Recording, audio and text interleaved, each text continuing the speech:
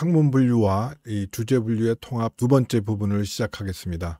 앞에서는 왜 이런 통합 교양 교육이 필요한가에 대한 언급이 있었고요. 이번에는 어떻게 이런 이 학문 분류와 주제 분류를 통합할 것인가, 이 부분에 초점을 맞추도록 하겠습니다.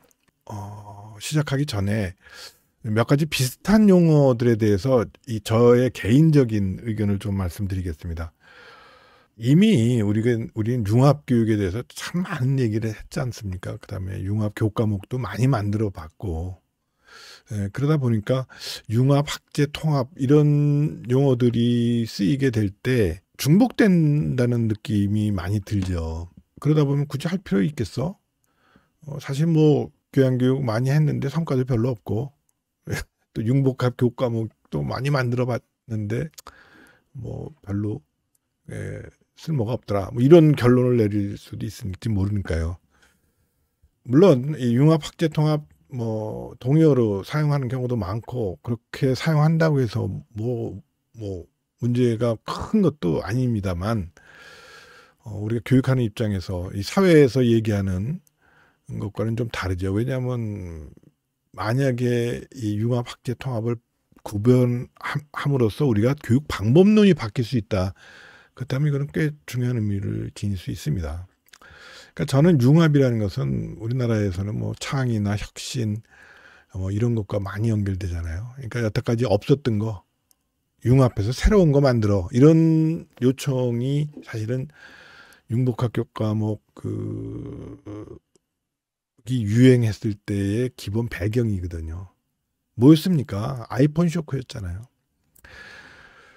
그러다 보니까 이런 새로운 시각이나 새로운 맥락을 만드는 거에는 뭐 교수님들이 주도가 돼서 가르치는 경우도 효과가 있다, 이런 결과가 있지만, 저는 기본적으로 학생 주도 활동, 주도 학습이 더 효과가 있다고 봅니다. 이거 새롭다라고 해서 가르쳐 주는 거는 어렵고, 새로운 거를 만들어내는 거는 그것이 뭐 디자인 싱킹 같이 단계적으로 가든 아니면 벼랑간에 꿈속에서 뭔가 떠오르든 간에 결국은 학생이 해야 되는 거죠. 그다음에 학제, 이것은 뭐 어떤 주제나 문제의 다양한 측면을 다양한 학문이 접근하는 거죠. 뭐 서로 간에 꼭 융합해야 된다, 통합해야 된다라는 요구는 없습니다. 그러니까 이런 건 차라리 복합 문제 해결과 연결이 돼 있고요. 대부분 이제 교수들의 협업이라든가 뭐 학생들의 협업도 가능하겠지만, 기본적으로는 교수들의 협업이라고 보입니다. 그 다음에 통합, 이건 뭐 인터그레이션이라고 부르는데, 여기 핵심 키워드는 연결입니다. 커넥션. 이 커넥션은 새로울 필요는 없습니다. 이미 존재하는 것도 상관없고요. 그것을 드러낸다는 것. 그럼 드러내서 뭐 할래? 전체를 조감할 수 있는 거죠. 그 전체를 조감한다는 거, 혹은 뭐 공간적으로 표현해서 뭐 높은 데서 아래를 내려다본다는 게 뭐 조감의 뜻 아닙니까? 새의 관점이니까. 그것이 도대체 왜 좋을까? 치우치지 않는다는 거죠. 이런 문제도 있고 저런 문제도 있는데 한쪽만 보지 않는다는 거 아니에요. 이건 굉장히 중요한 의미가 있죠. 그래서 통합교육 교육 목표는 뭐 창의혁신이나 복합문제 해결이 아니라 어떻게 보면 홀리스틱한, 전일론적인 관점이다라고 저는 봅니다. 그래서 앞의 경우는 학생 주도가 있고, 하나는 뭐 교수 간의 협업이 있고, 근데 이 세 번째 교육 방법은 통합 교양 교육의 교육 방법은 좀 복잡하죠. 그러니까 과목 내에서도 가능하고, 과목 간의 연결이 있을 수도 있고, 또 하나는 이제 이수 시기도 조정해야 된다, 이런 여러 가지 문제점들 혹은 요구들이 있을 수 있습니다. 자, 그러면 그 한시테트 교수가 앞에서 언급한 통합 세 단계를 얘기를 했는데, 하나는 가장 쉬운 거는 과제를 이용하는 겁니다. 그러니까 기말보고서를 너의 전공과 연계시켜서 한번 써봐라. 물론 교양 수업의 경우 강의의 변화가 꼭 있을 필요는 없습니다. 두 번째는 이제 과목 내에서 통합이에요. 이거는 이제 교수가 하는 거죠. 교수가 강의 주제의 배경 지식이라든가 맥락, 시대 배경, 그 다음에 뭐 다른 연계 분야, 이런 것들을 강의에 연계해서 집어넣는 거죠. 그 다음에 세 번째는 이제 주제를 이용한 통합인데, 이거는 여러 학문, 여러 교과목을 관통하는 공통의 주제를 개발해서 통합하는 거죠. 첫 번째 거는 뭐 학생이 하면 되고, 두 번째 거는 교수가 좀 공부를 스터디를 많이 해서 강의를 좀 풍부하게 만들면 되는데, 세 번째 거는 교수들 간의 협업이 필요하죠. 이게 좀 어려워요. 어려운 방식입니다.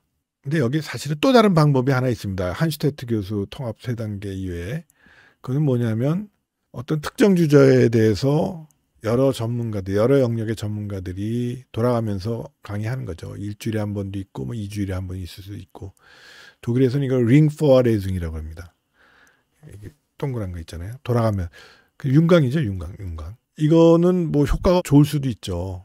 그리고 뭐 조직하는 게 교강사와 주제만 만들어내면 되니까.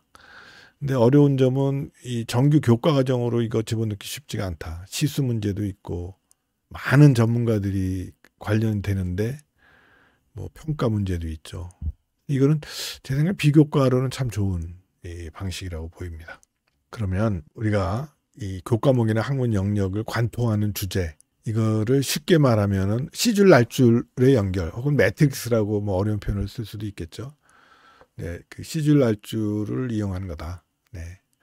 잘 안 보이시겠지만 지금 왼쪽에 그 한슈테트 교수가 지금 예를 들어서 만든 건데, 그거는 이제 뭐 수학, 자연과학, 그다음에 인문학, 예술, 그다음에 사회과학이 세로로 있고, 이 가로로는 네, 과학기술의 역량, 결과, 그다음에 미국과 주변 세계와의 관계, 그다음에 인간이라는 것이 무엇을 의미하느냐, 이런 주제를 갖고 새 학문 영역을 관통시키는 겁니다. 그럼 관통시킨다는 말은 거기에 여러 가지 교과목들이, 관련된 교과목들이 있다는 얘기죠.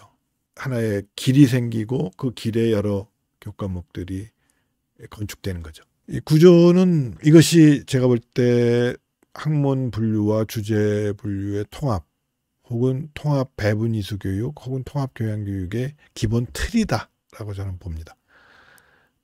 사실은 오른쪽에 카네기 재단에서 77년에 그 미국 학부교육 리뷰하면서 교양교육에 제안한 거, 인터그레이션이라는 교양교육의 한 요소, 역할, 거기에 이렇게 제안한 것도 뭐 대등소이합니다.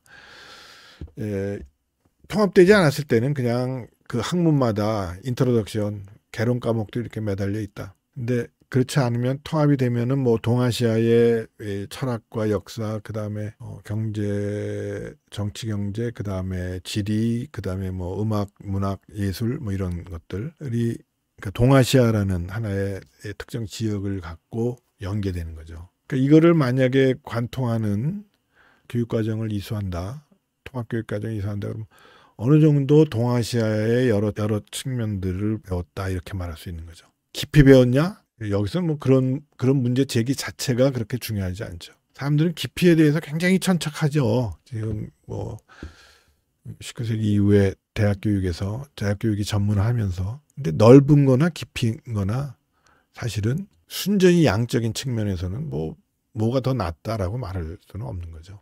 자, 그다음에 교육위원 표준안에 학문 분류와 주제 분류의 크로싱에 대한 하나의 그 제안이 있는데, 이건 말 그대로 제안입니다.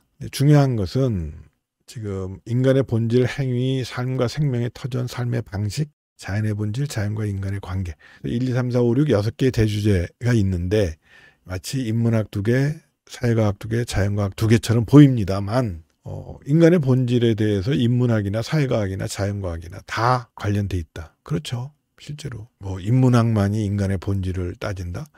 그렇게 보기는 어렵죠. 뭐 심리학을 우리 사회과학이라고 그런다면 인간의 본질에 대한 심리학적인 접근, 뭐 자연과학의 경우도 마찬가지죠. 네. 옛날엔 뭐 의식, 컨시어스니스 그러면은 뭐 철학의 영역이다 이렇게 봤는데, 요즘은 의식 그러면 혹시 이거 뇌 아니야? 뭐 이렇게, 네, 브레인 사이언스 쪽에서도 많이 다루고 있죠. 네. 진짜로 많이 다루고 있습니다. 그다음에 언어 문제만 해도 이것이 언어학과가 인문학에 있으니까라고 볼지 모르지만, 언어라는 건 소셜, 그러니까 퍼블릭 굿이죠. 이 일종의 사적인 언어라는 것은 불가능하거든요. 그러니까 공동체 내에서만 가능한 겁니다. 네. 그런 의미에서 사회과학과 접근할 수 있는 측면은 뭐 충분히 있다고 보입니다. 저는.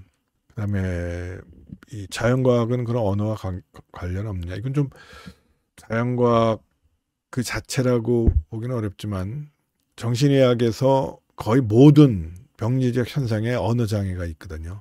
랭귀지 디스오더가 있습니다. 상상하기 어려울 정도로 다양한 이런 것도 사실은 랭귀지 디스오더. 우리는 정상적인 언어만 다루고 있는데 비정상적인 언어 현상에 대해서는 사실은 인문학, 사회과학, 자연과학에 다 동원될 수 있어요. 그 이해의 방식도 마찬가지입니다. 다른 주제들도 여기에서 지금 교기원 표준안에 제안된 것은 일단 제안이거든요. 근데 저는 뭐 좋은 제안이라고 생각을 합니다. 이거를 단순히 그 말 그대로만 받아들이지 않고 뭐 삶과 생명의 터전이란 말도 좀 더 넓게 해석해서 거기 여러 가지 소주제들을 만들어낸다면 재미있는 통합 배분 이수 과정을 최소한 디자인을 할 수 있다. 네, 이것은 이제 몇 가지 상상 가능한 주제와 교과목, 교기원에서 이 강의를 할 때 좀 구체적인 사례들을 좀 제시해 달라 이렇게 요청이 있었습니다. 저는 당연하다고 봅니다. 그냥 몇 가지 강의 제목만 생각해 봤는데 예를 들어서 대중사회 18세기 늦어도 19세기 이후 뭐 우리나라에도 20세기 후반부부터는 대중과 대중사회라고 대중사회란 말을 쓰기 시작했으니까 이거는 뭐 인문학, 사회과학, 자연과학 전 영역에 걸쳐서 얘기될 수 있습니다. 인문학, 사회과학은 제가 뭐 굳이 뭐 언급하지 않아도 이미 유사한 교과목들이 많이 있을 거라고 저는 봅니다. 근데 자연과학도 그럼 대중과 대중사회에 어떤 관계냐? 예를 들어서 대중과 과학 혹은 슈도 사이언스, 사이비 과학, 대중이 구별을 못하는 측면이 있잖아요. 근데 흥미로운 점은 이 대중과 과학자와의 논쟁에서 그럼 누가 이길 것 같냐? 알기 힘들다는 거예요. 과학적인 문제는 당연히 자연과학자들의 견해가 사실은 비교할 수 없이 중요한 의미가 있는데 대중사회에서는 그렇지가 않거든요. 왜? 대중사회라는 맥락 속에서 과학이 존재하고 과학적 판단이 존재하고 과학적 주장이 존재하거든요. 그럼 대중사회라는 맥락은 뭐냐? 여러 이해관계가 겹쳐 있거든요. 여러 편견들이 겹쳐 있거든요. 그리고 그 편견 중에서는 쉽게 부정하기 어려운 편견도 있거든요. 순수하게 이 자연과학자들의 커뮤니티 안에서만 얘기될 때야 뭐 회방 도는 사람은 없죠. 그러나 현실사회에서는 그렇지 않다는 거예요. 그다음에 그건 과학적 판단과 대중사회에도 사실 굉장히 중요한 의미가 있습니다. 왜? 이 과학적 판단이라는 것은 사회적인 의미가 있거든요. 과학적 판단 그 자체는 마치 학회에서 하는 경우는 정치나 사회와 아무 관계도 없는 것처럼 보이지만 실은 그 판단 여부에 따라서 굉장히 큰 결과, 영향을 사회에 끼치기 때문에 나라마다 국가에 공인된 기구들이 있잖아요. 그걸 우리 공적권이라고 부를 수도 있을 겁니다. 그럼 공적권위는 어떻게 생기는 건가? 이런 문제를 저는 자연과학자들 분들도 다뤄줘야 된다고 봐요. 이제는 그 주변 맥락까지 같이 해야지, 특히 교양교육의 경우에는 필요하다고 보입니다. 이건 뭐 민족주의 참 다루기 어려운 문제이긴 합니다만 다뤄야 되는 문제죠. 그 다음에는 뭐 전쟁도 마찬가지죠. 전쟁하지 말아야 됩니다. 평화를 기원합니다. 인류의 영원한 바람이죠. 모든 인류가 바라지는 않았던 것 같아요. 전쟁 좋아하는 사람도 있는 것 같아요. 특히 지도자들 중에서. 이거에 대해서도 단순히 뭐 그때그때의 상황에 따라서 호불호에 따라서 판단할 게 아니라 이제 좀 인문사회, 자연과학 전부 같이. 자연과학의 경우는 뭐 과학기술과 전쟁 혹은 전쟁이 과학기술을 어떤 의미에서 발전시킨 경우도 많이 있지 않습니까? 여러 가지 측면이 있는 거죠. 그래서 이런 주제들을 다룰 수 있다. 통합적으로 다룰 수 있다. 그리고 기후변화는 뭐 더 말할 것도 없습니다. 제가 교과목을 제가 지식이 짧아서 쓰지 못했지만 여기 참으로 많은 교과목이 이제 더 들어올 거라고 저는 봅니다. 근데 여기서 좀 구조적으로 우리가 좀 주의해야 될 점은 대주제가 있고 소주제가 하나 있는데 소주제 밑에 여러 교과목들이 있는 거죠. 학문 영역마다. 그러면 인문학에서 어떤 과목과 사회과학에서 어떤 과목과 자연과학에서 어떤 과목을 연계시킬 건가. 여러 가지 경우의 수가 있는 거죠. 말 그대로 many to many relation이죠. 세 영역 혹은 만약에 예술이라든가 뭐 그런 것이 독자적으로 들어왔다 그러면 뭐 네 영역이 연결되니까 그 경우의 수가 엄청나게 늘어나는 거죠. 그리고 어떤 교과목 같은 경우는 여러 굳이 말한다면 길에 여러 로드맵에 관여할 수가 있는 거죠. 뭐 굉장히 기술적인 문제도 있을 수 있고 또 어려움도 내포하고 있는 것 같아요. 하지만 의외로 다양한 이 소주제가 나올 수는 있다. 이렇게 일단은 말할 수 있겠습니다. 그 다음에 우리 그 학문 분류와 주제 분류의 크로싱과 관련해서는 이미 한 컨설턴트 분이 2021년에 제안을 하셨더라고요. 이거는 교기원 표준안 개편 이전에 있었던 일이에요. 이런 좋은 아이디어를 어떤 분이 내셨는데 역시 그 틀은 같습니다. 그러니까 우리 주제와 학문 영역을 시줄 날줄로 엮는 거. 이거는 기본이에요. 그러니까 여기서 이제 과학기술과 인간 해서 과학기술의 탄생, 역사, 사회, 윤리, 예술 이런 분야를 이렇게 쭉 썼는데 그건 뭐 인문학, 사회과학, 자연과학의 여러 교과목들로 이제 길이 생기겠죠. 그리고 이분의 아주 독창적인 아이디어는 뭐냐면 마이크로 칼리지 학위를 주자는 거예요.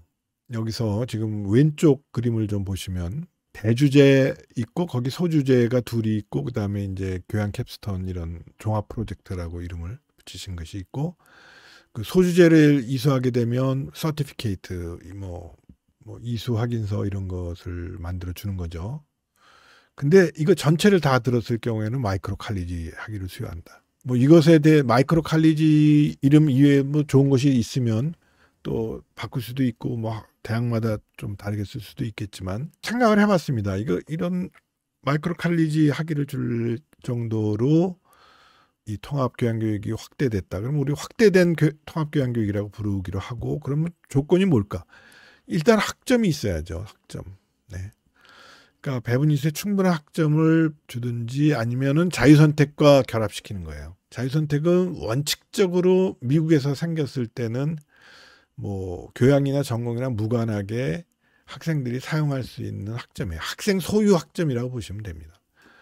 근데 한국에서는 이 선택 과목이라는 것이 일제시대 때는 아예 그 영역이 있었어요. 많은 대학은 아닙니다. 아주 소수의 대학입니다만 선택 과목이란 말을 썼습니다. 그 다음에 해방 후에도 썼어요. 근데 그때는 그 선택 과목 영역에 과목이 있었어요. 그러나 뭐 지금 그걸 뭐 선택의 의미가 뭐냐 이걸 논쟁하려는 것이 아니라 만약에 어느 대학에서 자유선택에 학생들이 사용할 수 있는 학점이 있다면 이렇게 쓰는 것이 저는 좋다고 보는 거죠. 미국에서는 이 자유선택, 일렉티브 그 학점에 그걸 갖고 ROTC도 하고 뭐 복수전공, 부전공 거기서 쓰는 거거든요. 나 복수전공, 부전공 안 할래? 그럴 수도 있는 거고 ROTC는 안 할래. 근데 하고 싶은 사람은 그 학점 갖고 하는 거거든요. 그리고 이번에 제가 보니까 뭐 대학 혁신에서 학과 무관하게 입학시키고 전공 선택 자유 그거는 입구 전략이에요. 입구 전략. 출구 전략은 아닙니다. 한국은 아주 복잡해요. 전공 업무 연계성이 이렇게 떨어지는데 그거 원래 그런 거야라고 방치하는 것보다는 여러 학문 영역을 특정 주제로 관통시켜서 배우는 것이 훨씬 더 저는 의미 있다 이렇게 봅니다. 왜? 사회가 그렇게 됐으니까. 네, 이 아이디어는 도전적이고 진취적인 제안이지만 실현 가능성이 있어야만 한다고 봅니다. 지금 한국 상황으로 볼 때. 그 다음에 좀 더 복잡한 내용인데요. 대학과 컬리지 베이스된 에듀케이션과 커뮤니티 베이스된 에듀케이션, 그러니까 대학 바깥의 사회, 그거를 연계시키는 방향이에요. 예를 들어 통합교양교육 같은 걸로 첫 번째 여기서 이제 지식 심화라고 얘기를 했어요. 그러니까 학문 분야 여러 개를 엮은 거죠. 주제를 갖고 엮을 수 있겠죠. 그리고 그거를 적용하는 거죠. 그거는 앞에서 뭐 교양 그 캡슨이라든가 거긴 뭐 자기 전공 집어넣어도 아무 상관은 없는 거죠. 더 바람직하죠. 그래서 그거를 전공 지식 적용이라고 하고 그다음에 이제 대학 바깥에 활용. 그러니까 현실 세계에서 이것이 어떻게 활용될 것인가. 이 세 개를 이렇게 지금 나선형으로 해서 연결시키는 그런 아이디어를 내주셨습니다. 이건 일단 아이디어 차원이기 때문에 뭐 실행하기까지 상당히 여러 가지 많은 전제 조건들이 만족돼야 되겠지만 이런 아이디어는 사실은 제가 볼 때 그 하버드에서 2007년인가요? 그 교양교육 개편하면서 삶으로라는 슬로건을 내걸고 교양교육을 이제 학문 후속 세대를 위한 것이 아니다. 그런 관점에서 시작했다가 실패했잖아요. 그 아이디어보다 더 저는 구체성이 있다고 봅니다. 자, 그 다음에는 이제 이쑤시개 얘기가 나왔는데, 이쑤시개는 뭐 일반적으로 뭐 요즘 배분 이수 경우에는 뭐 특정한 학년에 연결되지 않은 대학이 대부분이잖아요. 네. 그런데 이 통합교양교육을 하게 되면 이쑤시개가 중요해지는 겁니다. 뭐 아무 때나 해도 된다는 것이 아니라 이쑤시개가 의미를 지니게 되죠. 네. 왜냐하면 주제를 관통하기 때문에 어떤 의미에서는 뭐 짧은 기간에 다 하는 것보다는 특히 그 저학년보다는 고학년이 나을 수도 있다 이렇게 볼 수도 있거든요. 그리고 또 이때 이 통합교양교육을 하게 되면은 전공 교육이라는 거를 교양 쪽으로 끌어들이는 거죠. 이때 끌어들인다는 말은 뭐냐면 뭐 전공의 교육 학습 결과를 교양의 그 우리 통합교양교육 안에 갖다 집어넣을 수도 있는 거죠. 그럼 공식적으로 넣을 필요는 없는 거죠. 그래서 이 통합교양교육 시기와 관련해서는 뭐 앞에서 언급한 그 카네기 재단에서도 언급을 했는데 일본에서 특히 이런 교양교육 이수 시기와 관련해서 많은 그 아이디어들이 나왔었습니다. 그는 이제 대강화 이후에 2+2 체제가 사라지면서 도대체 교양교육을 해야 되느냐 하면 언제 해야 되느냐라는 그 문제가 대두된 거죠. 과거에는 그냥 다 천편일률적으로 했는데. 그래서 여러 가지 아이디어들이 나왔었습니다. 우리도 이제는 그냥 하는 것보다는 통합교양교육이라는 어떤 미래지향적이고 제가 볼 땐 제대로 하면 이거는 교양교육의 선진국 되는 겁니다. 그냥 지금까지는 그냥 남들 하는 거 비슷하게 하기 바빴는데 하여튼 좋은 점이 꽤 있어요. 어려움도 많이 있지만. 자, 그 다음에 이쑤시개 관련해서 이제 일본의 동경대 얘기를 또 잠깐 해야 될 것 같은데, 동경대가 바로 2+2 체제를 1947년인가 도입해가지고 지금까지도 유지하고 있습니다. 2년 동안 교양교육하고 캠퍼스로 보내는 거죠. 근데 고마박 캠퍼스 교양학부에도 후기 과정이 있어요. 광역 전공입니다. 그래서 전기, 후기, 교양 전문, 그다음에 대학원 전문 교육이다. 뭐 그렇죠, 대학원. 근데 이제 대학원생들이 교양교육을 듣는다는 거예요. 그래서 제가 이거 캠퍼스들이 다 떨어져 있는데 어떻게 수업을 듣냐 했더니 그냥 알아서 온대요. 그 말은 그만큼 필요하다는 거죠. 필요성을 인식했다는 거죠. 근데 그 필요성이라는 것은 뭐 대학원에서 자기 전공 과목을 교양으로 들을 리는 없고 타 영역을 듣는 거죠. 왜 듣겠냐는 거죠. 굉장히 고상한 아이디어가 아니라 아마 굉장히 현실적인 필요성이 있을 겁니다. 이거는 사실 굉장히 놀라운 점이죠. 대학원생들한테 교양교육을 한다 그래서 저는 처음에는 잘못 들었나 했어요. 그리고 고도교양교육이라는 이름으로 일단 쓰고 있는데, 네, 뭐 성과는 앞으로 더 봐야 되겠지만 뭐 성공할 거라고 생각합니다. 왜? 안 할 수가 없기 때문에 사회가 그렇게 변했거든요. 자, 그러면 간략하게 학문 분야와 주제의 통합은 말 그대로 그냥 시줄 날줄로 엮으면서 어떤 주제를 도입할 것인가, 그리고 그거와 연관된 교과목 개발의 디자인의 성패가 달려있고, 그 다음에 그거를 실행할 때는 물론 여러 가지 테크니컬한 어려움이 있습니다만 제가 볼 때 이제 그 교수들 간의 커뮤니케이션이 굉장히 중요해지고, 또 하나는 학점 문제가 대두된다는 거죠. 그리고 그 만약에 뭐 저도 뭐 현실을 잘 아니까 배분이수 학점 올리기 어려울 때는 자유선택을 이용해야 되는데 아마 그 학점을 기왕에는 복수전공, 부전공이 많이 사용했을 거라고요. 근데 앞에서도 말씀드렸지만 전공도 지금 그 활용도가 굉장히 낮은데 복수전공, 부전공 저는 더욱더 그럴 거라고 봅니다. 이제 전공 한두 개 더 했다 그래서 이 변한 사회에 큰 의미가 없어요. 훨씬 더 적극적으로 진취적으로 도전해야 된다. 이 문제를 낮은 전공 업무 연계성, 뭐 OECD 전체에 걸친 문제라고 저는 봅니다. 자, 오늘 결론은 일단 이 통합교양교육의 핵심 키워드는 커넥션이다. 알려진 커넥션 상관없다. 근데 이때 커넥션의 의미가 분명한 건 아니다. 인과관계만 있는 거냐? 그건 아니다. 그래서 어떤 커넥션을 잡을 것인가? 그거는 상상력 문제일 수도 있다. 그 다음에 통합이 대상이 되는 주제는 한 학기 한 과목으로 소화하기 어려울 수도 있다. 그러니까 여러 측면을 다 다뤄야 되니까. 물론 교과목 내 통합을 하게 되게 되면은 여러 가지를 꾸겨 넣어야 되겠지만 뭐 한계가 있겠죠. 네, 여러 과목이 연결돼서 하게 될 경우는 이 교양교육에서 배분 이수에서 가장 우리가 비판을 많이 받은 연계성이나 정합성이 없음. 쉽게 말하면은 다 흩어져 있는 거. 그리고 흩어져 있게 되면 빨리 또 잊어버리죠. 근데 어느 하나의 이 주제로 였고 그다음에 만약에 마이크로 칼리지 같은 학위가 있다면 컨테이너가 하나 생기는 거죠. 굉장히 지속성이 있는. 그래서 이런 방식 그 한 학기 한 교과목으로 소화하기 어려운 경우도 있다. 뭐 시카고대 월드 리터러시 시퀀스 조금 맥락이 다릅니다만 거기 교양교육 과목의 그 휴머니티에서 요구하는 것 중에 이제 월드 리터러처를 선택하게 되면 1, 2, 3 세 과목을 듣거든요.